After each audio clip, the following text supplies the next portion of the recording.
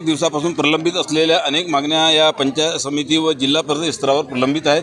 त्यामध्ये प्रमुख मागण्या म्हणजे आपल्याकडे मार्च 2025 पासून जे सेवानिवृत्त झालेले आहेत त्यांना उपदान आणि अंशराशीकरण ही राशी त्यांना मिळालेली नाही।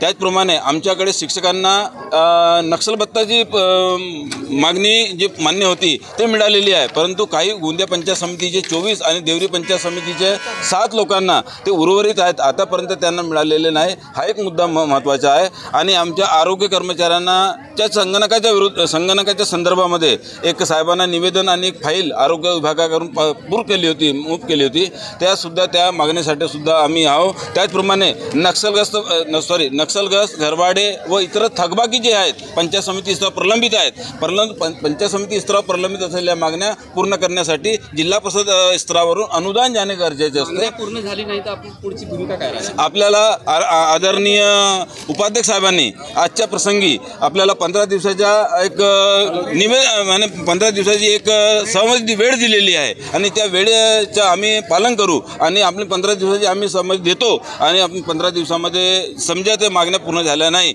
तर पुढील सुद्धा 16च्या नंतर आम्ही वाटाघाटी करून पुढची मागणी पुढच्या याच्यावर आम्ही विचार करू।